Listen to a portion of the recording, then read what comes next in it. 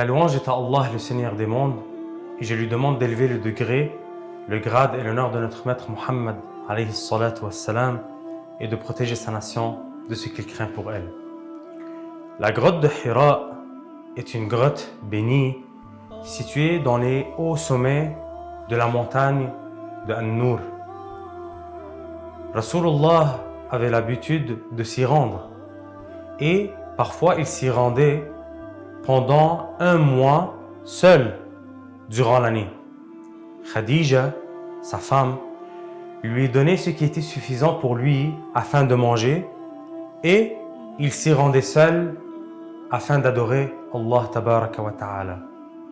Maintenant la question se pose. Rasulullah, le prophète alayhi salatu wassalam, le messager de Allah, adorait Allah tabaraka wa ta'ala avant la révélation? La réponse est oui.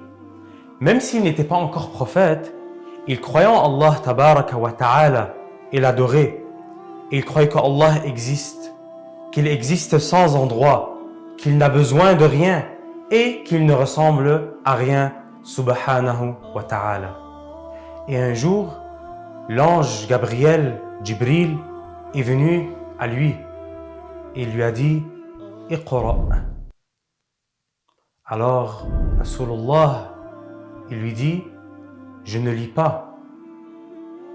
Car le prophète alayhi salatu wassalam était analphabète. Donc, il ne lisait pas et n'écrivait pas. Mais dans son cas, alayhi salatu wassalam, c'était un miracle. Car malgré cela, il est venu avec les versets de Al-Qur'an, avec lesquels il a démontré les preuves et il n'a pas pu être défié par les non-musulmans. Alors Jibril lui récita les 5 premiers versets de Sourate Al-Alaq. Alors il lui dit Iqra bismi rabbika alladhi khalaq khalaqal insana min alaq Iqra wa rabbuka al-akram alladhi 'allama bil qalam 'allama al-insana ma lam ya'lam. Et ceci a été la première révélation au messager alayhi salatu wassalam. Et lorsqu'il retourna chez sa femme Khadija, il lui raconta ce qui s'est passé avec lui. Alors, elle a cru en lui et elle l'a supporté. Et par la suite, Rasulullah, qui va appeler les gens à l'islam, il est parti voir les gens seuls. Et par la suite, il est parti les voir en groupe. Et il leur disait, dites, La ilaha illallah tuflihu. Ce qui signifie, dites La ilaha illallah, vous allez être parmi les gagnants. Qu'est-ce que ça veut dire?